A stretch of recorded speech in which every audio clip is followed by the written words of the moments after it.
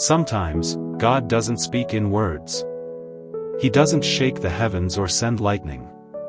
He speaks through silence, the kind that first frightens you, but later becomes like breath, steady, gentle, alive. We often look for God in miracles, in loud prayers, in signs and answers.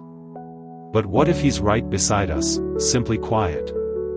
Not because He's forgotten, but because He's waiting for us to stop making noise. Today, I'll tell you the story of a man who spent his whole life running, until one day he finally stopped. And in that stillness, he heard God.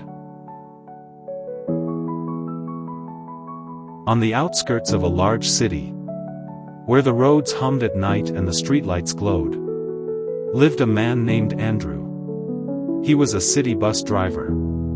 Every day, the same route, the same faces. Morning in the dark, evening in fatigue. Home, tea, TV, sleep. Day after day, year after year. Once, long ago, he had faith.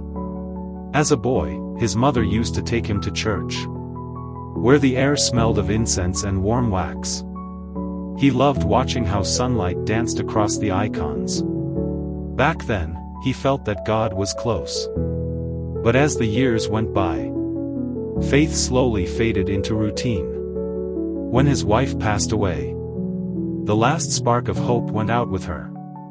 His son moved abroad, calls became rare. Andrew was left alone, with his bus, his small apartment, and memories. No one asked to hear anymore. Every morning, he drove past an old church. Its domes caught the light, but he never looked for long. Something in that sight hurt too much. He just pressed the gas pedal harder, as if trying to outrun the thought that once he used to believe in miracles. One winter day, in the middle of his route, the bus stalled. Snowstorm, wind, angry passengers. Andrew stepped out, lifted the hood, and the cold air cut at his face. While he was struggling with the engine, someone knocked gently on the window. An elderly woman, wrapped in a faded shawl, with soft, kind eyes. She said quietly, "Don't be upset, son. Sometimes God just wants us to stop for a while." He didn't reply, only nodded. A few minutes later, the bus started again. On the way home, he turned off the radio and drove in silence, listening only to the crunch of snow beneath the tires. But the woman's words echoed in his mind. Sometimes God just wants us to stop. Something shifted in Andrew that day. He began to notice what he used to miss. The slow rise of the sun over the city. The quiet hopes and weariness in people's faces. The laughter of children even in the rain. He started to listen, not with his ears, but with his heart. One evening, as he drove past the church, he saw that its gates were open. The bells rang softly into the frosty air. Without knowing why, he parked the bus and walked in. Inside, almost empty. Candles burned steadily.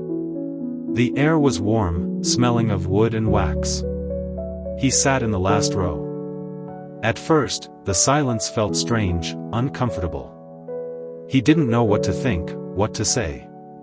But after a while, it changed. It was no longer empty, it was alive. As if the silence itself was listening to him.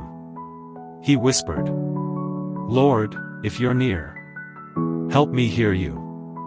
No answer came, only the faint crackle of a candle. But inside, something calmed. Not joy. Not sorrow. Just peace. From then on, Andrew began stopping by the church every day. Sometimes for a minute, sometimes for an hour. He didn't pray out loud or ask for miracles.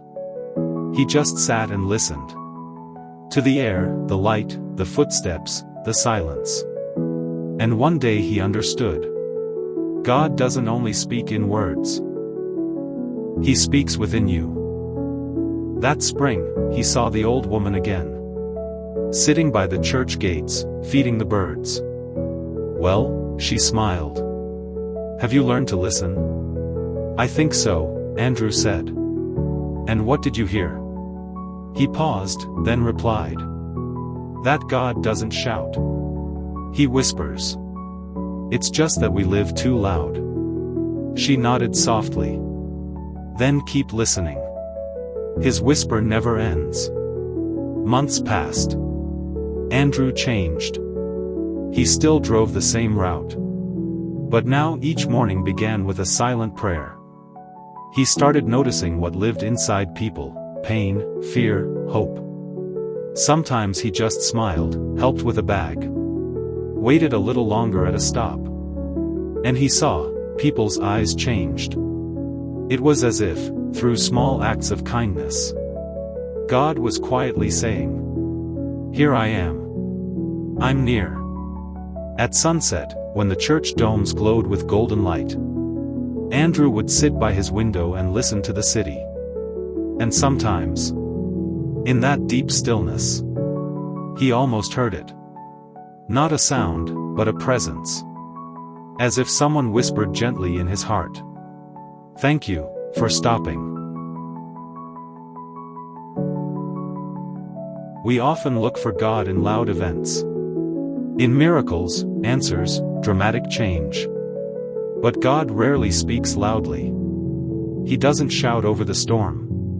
He whispers in the calm. When life slows down. When everything seems to stop. Maybe it isn't the end. Maybe God is simply waiting for us to stop running and finally hear His voice. And if silence ever fills your life, don't rush to drown it in noise. Sit. Breathe. Listen. Because maybe, at that very moment, God is whispering to you, "I'm here.